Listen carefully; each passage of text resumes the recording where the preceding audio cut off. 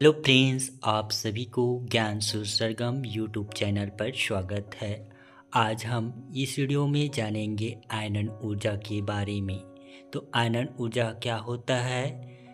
तो इसको कई नामों से जाना जाता है। आयनन ऊर्जा को आयनन ऊर्जा भी बोला जाता है, आयनन विभव, आयनन एंथैल्पी और इंग्लिश में बोला जाता है आयनाइजेशन एनर्जी। तो आयनाइजेशन एनर्जी या आयनन ऊर्जा क्या है?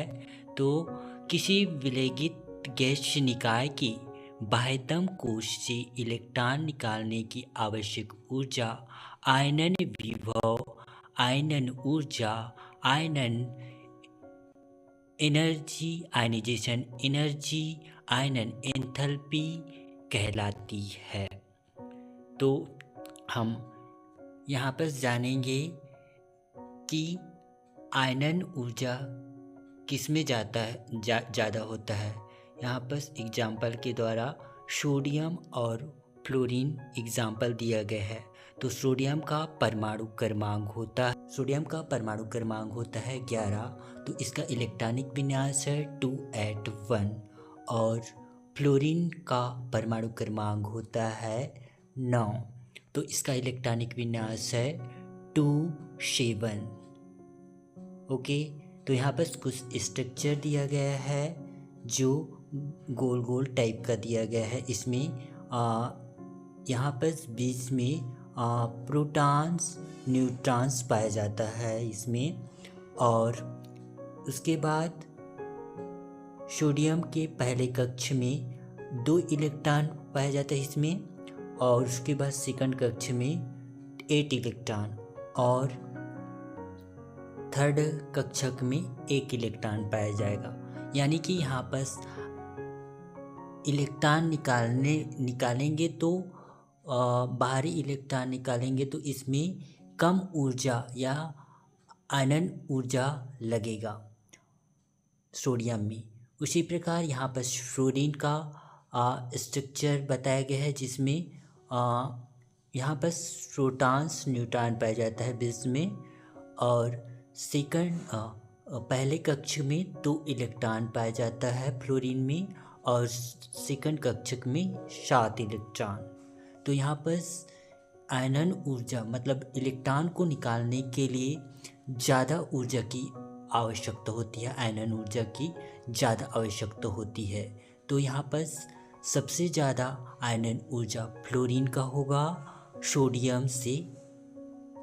ओके, तो आगे के वीडियो में चलते हैं, स्लाइड में चलते हैं। तो यहाँ पर फैक्टर अफेक्टिंग आयनाइजेशन एनर्जी, यानी कि हिंदी में बोला जाता है आयनन विभव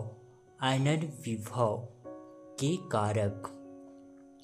तो पहला पॉइंट है इसमें फैक्टर अफेक्टिंग आयनाइजेशन का पहला point, atomic size inversely proportional to ionization energy.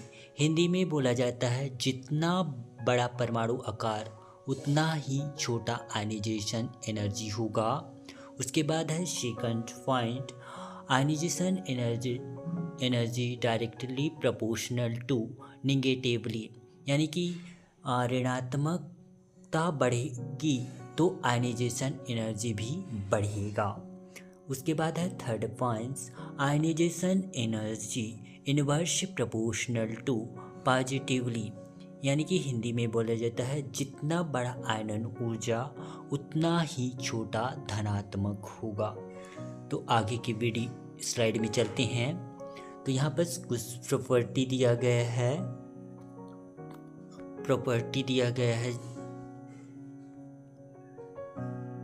पहला प्रॉपर्टी है निगेटिव, यानी कि पीरियोडिक टेबल में लेफ्ट टू राइट जाएंगे तो उसकी आयनाइजेशन एनर्जी यानी निगेटिव बढ़ेगा, ऋणात्मकता बढ़ेगा, और टॉप टू बॉटम जाएगा, यानी कि ऊपर से नीचे जाएंगे तो ऋणात्मकता घटेगा। उसके बाद है second point, ionization energy left to right जाएंगे पीरियोडिक टेबल में तो इंक्रीज होगा, एंड टॉप टू बॉटम यानी कि ऊपर से नीचे जाएंगे तो डिक्रीज होगा। कुछ एग्जाम्पल दिया गया है आयनाइजेशन एनर्जी का। तो यहाँ पर सोडियम और मैग्नीशियम दिया है, तो यहाँ पर लेफ्ट टू राइट जा रहा है, तो यहाँ पर आयनाइजेशन एनर्जी बढ़ रहा है।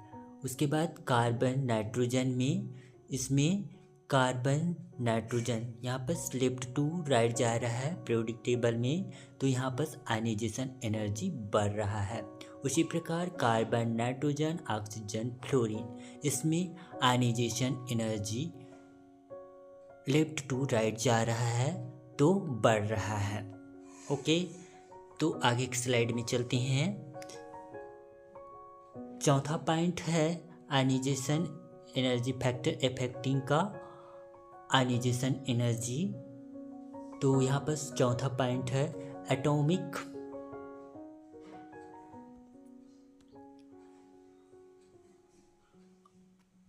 चौथा पॉइंट है फैक्टर इफेक्टिंग का स्टेबिलिटी ऑफ एटॉमिक ऑर्बिटल, जिसे हिंदी में बोला जाता है परमाणु कक्षकों के स्थायित्व पर। तो यहाँ पर कुछ एग्जाम्पल बताया गया है। नाइट्रोजन दिया गया है, इसका परमाणु क्रमांक 7 और ऑक्सीजन का परमाणु क्रमांक 8 होता है। तो यहाँ पर कुछ नाइट्रोजन का इलेक्ट्रॉनिक विन्यास बताया गया है 1:2, 2:2, 2p3, और ऑक्सीजन का इलेक्ट्रॉनिक विन्यास 1:2, 2:2, 2p4। तो यहाँ पर स्ट्रक्चर में बताया गया है, कक्षक बनाया गया है, जिसमें 3 कक्षक है, जिसमें एक एक इलेक्ट्रॉन पाया जाता है नाइट्रोजन में, मतलब 2p3 है तो एक एक इलेक्ट्रॉन सभी में चला गया है, तो ये हाफ फील्ड है। और यहाँ पर ऑक्सीजन में एक कक्षक में 2 इलेक्ट्रॉन है और 2 कक्षक में एक इलेक्ट्रॉन। यहाँ पर अर्धपूरित कक्षक इलेक्ट्रॉन है ऑक्सीजन में। तो यहाँ पर नाइट्रोजन हाफ फील्ड है, तो हाफ फील्ड हाईली स्टेबल्स होता है। तो यहाँ पर सबसे ज़्यादा मतलब ऑक्सीजन से ज़्यादा आयनाइजेशन, नाइट्रोजन का आयनाइजेशन एनर्जी ज़्यादा है। तो यहाँ पर बताया गया है कि आयनाइजेशन एनर्जी नाइट्रोजन का ऑक्सीजन से ज़्यादा है। तो यहाँ पर कुछ नोट दिया गया है, half field and full field are highly stables, यानी कि हाफ फील्ड से ज़्यादा फुल फील्ड का आयनाइजेशन एनर्जी ज़्यादा होता है। ओके, तो आगे की स्लाइड में चलते हैं। उसके बाद है यहाँ पर बताया गया है नाइट्रोजन और ऑक्सीजन का सेकंड आयनाइजेशन एनर्जी। नाइट्रोजन और ऑक्सीजन का सेकंड आयनाइजेशन एनर्जी को बताया गया है कि वहाँ पर इलेक्ट्रॉनिक विन्यास 1:2, 2:2, 2p3 था।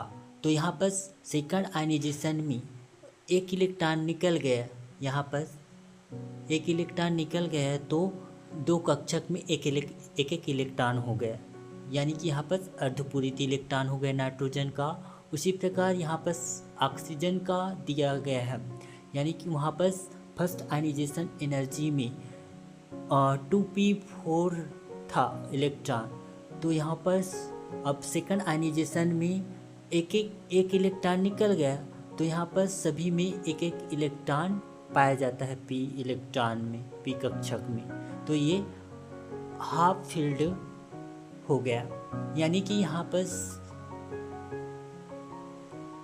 आयनाइजेशन एनर्जी ऑक्सीजन का ज़्यादा हो गया सेकंड आयनाइजेशन एनर्जी में। सेकंड आयनाइजेशन एनर्जी में ऑक्सीजन का ज़्यादा हो गया और नाइट्रोजन का आयनाइजेशन एनर्जी ऑक्सीजन से कम हो गई, ये बताया गया है। ओके, उसके बाद है दूसरा एग्जाम्पल जानते हैं। सोडियम का आयनाइजेशन फर्स्ट आयनाइजेशन एनर्जी देख रहे हैं और मैग्नीशियम का आयनाइजेशन एनर्जी फर्स्ट। तो यहाँ पर सोडियम का इलेक्ट्रॉनिक विन्यास मतलब परमाणु क्रमांक होता है 11, इसका इलेक्ट्रॉनिक विन्यास है 1s2 2s2 2p6 3s1 होता है। उसी प्रकार मैग्नीशियम का परमाणु क्रमांक होता है 12। तो यह इसका इलेक्ट्रॉनिक विन्यास हो गया 1s2 2s2 2p6 3s2 होता है। तो यहाँ पर अब इसमें जानेंगे सोडियम का बाहरी इलेक्ट्रॉन में 3s1 है। तो यहाँ पर इस कक्षक ये बताया गया है जिसमें एक ही इलेक्ट्रॉन पाया जाता है, मतलब ये हाफ फील्ड है सोडियम में। उसी प्रकार यहाँ पर सोडियम का मैग्नीशियम का यहाँ पर 3s2 है जिसमें इलेक्ट्रॉन 2 इलेक्ट्रॉन हैं, तो ये फुल फील्ड हो गया। तो हाफ फील्ड से ज़्यादा फुल फील्ड का आयनाइजेशन एनर्जी होता है। तो ये बताया गया है कि मैग्नीशियम का आयनाइजेशन एनर्जी सोडियम से ज़्यादा है। ओके, उसके बाद आगे स्लाइड में चलते हैं। सेकंड आयनाइजेशन एनर्जी, यानी कि यहाँ पर सोडियम और मैग्नीशियम का सेकंड आयनाइजेशन एनर्जी जानेंगे। ओके, तो यहाँ पर एक इलेक्ट्रॉन निकल गया 3s1 था सोडियम का इलेक्ट्रॉनिक विन्यास, बाहरी इलेक्ट्रॉनिक विन्यास। तो यहाँ पर बच गया है उसका बाहरी इलेक्ट्रॉन अब आ गया सेकंड आयनाइजेशन एनर्जी में सोडियम का 2p6, जिसमें p का 3 कक्षक होता है जिसमें सभी में 2-2 इलेक्ट्रॉन उपस्थित है। तो ये फुल फील्ड हो गया है सोडियम का आयनाइजेशन एनर्जी में।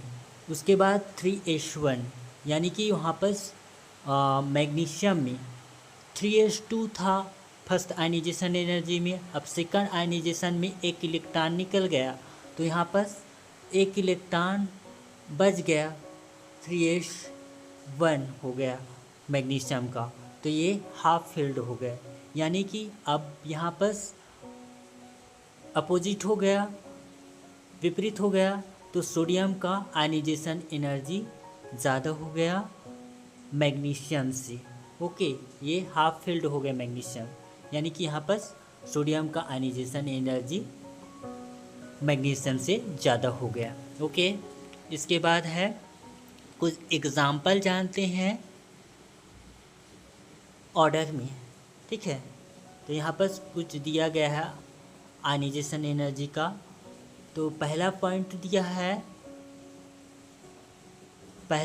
दिया है सोडियम, पोटेशियम, रुबिडियम, सीजियम। ये टॉप टू बॉटम जा रहा है पीरियोडिक टेबल में। तो इसका आयनाइजेशन एनर्जी डिक्रीज हो रहा है, घट रहा है। उसी प्रकार दूसरा में है कार्बन, नाइट्रोजन, ऑक्सीजन, फ्लोरीन। यहाँ पर पीरियोडिक टेबल में लेफ्ट टू राइट जा रहा है, तो इसका निगेटिव चार्ज बढ़ रहा है और आयनाइजेशन एनर्जी भी बढ़ रहा है, इसलिए यहाँ पर आयनाइजेशन एनर्जी ज़्यादा है। उसी प्रकार तीसरा है फ्लोरीन, क्लोरीन, ब्रोमीन, आयोडीन। इसमें टॉप टू बॉटम यानी कि ऊपर से नीचे जा रहा है, तो इसका आयनाइजेशन एनर्जी घट रहा है। उसी प्रकार चौथा पॉइंट है सिलिकॉन, फास्फोरस, सल्फर, क्लोरीन। इसमें पीरियोडिक टेबल में लेफ्ट टू राइट जा रहा है, आयनाइजेशन एनर्जी इंक्रीज हो रहा है, बढ़ रहा है। ओके, इस वीडियो में इतना ही। धन्यवाद।